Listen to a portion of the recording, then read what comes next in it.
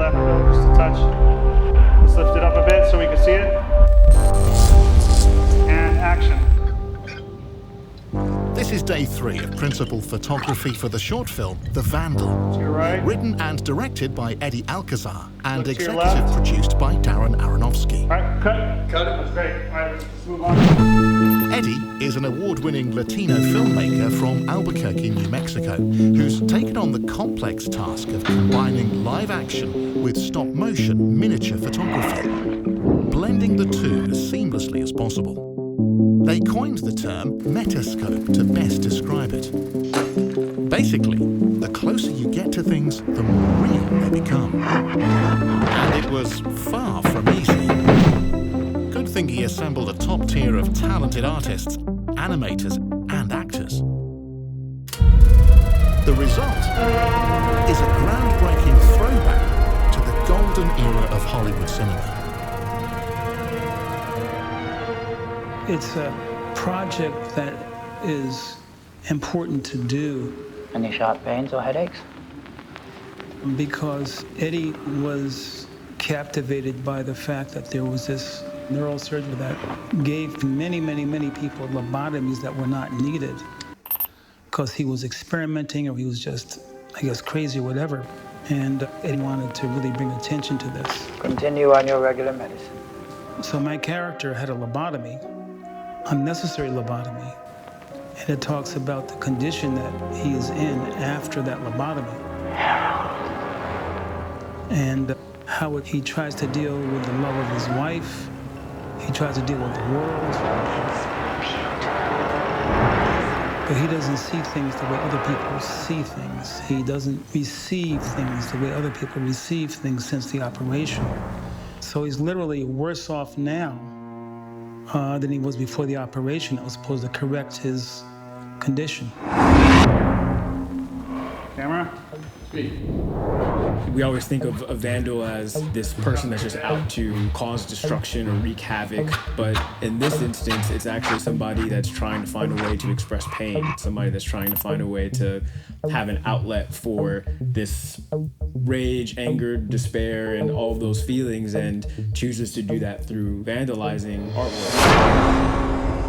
Team Force 040, take 1. We're following a general theme. And action. Open your eyelids for me, please.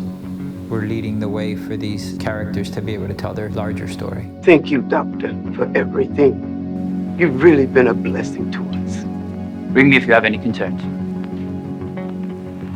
I think that the concept that Eddie has put together is very interesting and very innovative. I think a lot of people are going to be very impressed with the outcome of it.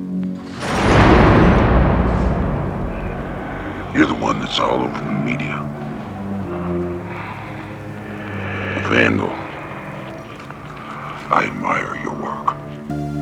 I thought it was a very beautiful, kind of sad, strange story. Eddie made the decision to go into the animation and work with puppets and to combine the live action with the stop motion animation. It's been a real trip. Whoa! Stop! Did you see that? Go back. Yeah, those are Bill Duke's real eyeballs composited into his puppet. To tell the story of the Vandal, the animated puppets must convey emotion. What I did on the Vandal was to film actors while they mimic the movements and the performance of their animated puppets.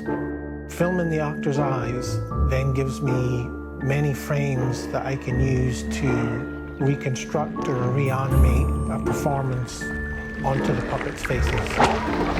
If it's not seamless or the character's personality deviates, then the illusion is lost. By the way, the very first stop-motion film produced was 1898's The Humpty Dumpty Circus, a short film made using dolls with jointed limbs to simulate the movements of circus acrobats. These dolls, puppets, have come a long way. It's not every day a puppet plays you in a movie. Stop motion I've never worked on before. It's actually very involved. It takes quite a long time to do, and the part that we play in it compared to the amount that the puppets play in it is actually very minimal. I got to see a lot of the puppetry of the character, and it was so close to me that I didn't have to stretch to get it. So it kind of helped me to know who Ava is. How are you feeling today, Harold? I love what things looked like when there wasn't so much technology. So to blend in what we have now but still remain that, have that integrity, it's intriguing to me. She will always be with you. I know Eddie's work. I think that he has a really interesting way of using images and story in a surreal kind of way that it's so fascinating.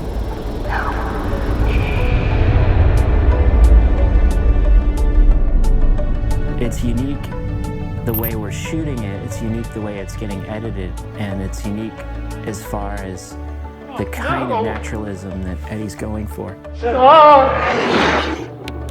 But also a stylized movement that feels handmade. I think that'd be a great cutting point.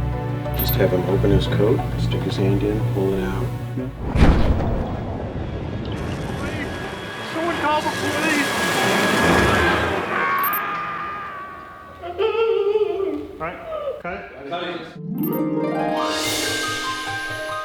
It's more of a scientific process than it is, a creative process. It's creative to an extent, but then a lot of it becomes very technical. Check this out.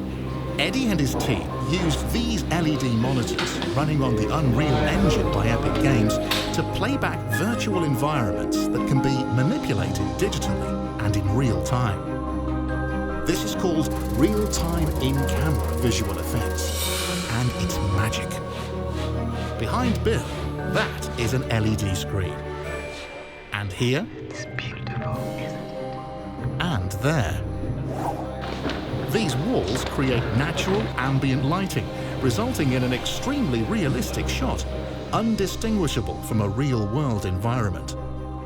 Eddie first approached us after a demo that we had given with Epic. It sounded like he had a really great idea of bringing something in a miniature scale up to a massive scale that we could actually put people inside of. And it's really where kind of Epic's Unreal Engine is kind of coming in to play with us and allowing us to merge those two worlds together. And action.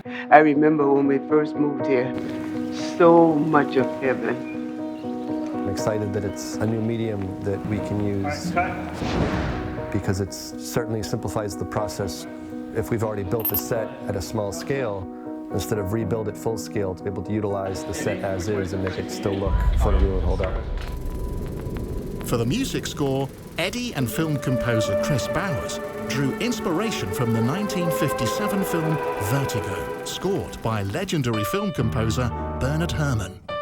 For me, that's one of my favorite scores of all time, and Bernard Herrmann is one of my favorite composers of all time. And, Eddie really wanted me to go there with the music and to make it as big and lyrical or emotional as possible.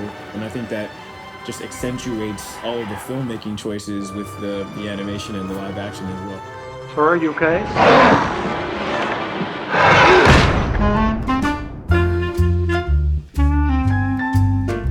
I've worked on a lot of different films, but I've never worked on something that it took this much detail to do, and just admiring the artists that do that. I mean, we're talking about places this large. They put a puppet inside of that and they move it around. It really is fascinating stuff. My hat's off to Eddie in particular for taking this leap, because he's needing to let go of a lot of control. He's really going into unknown territory himself and really exhibits a lot of courage, I think, artistically. So I want to give him credit for that.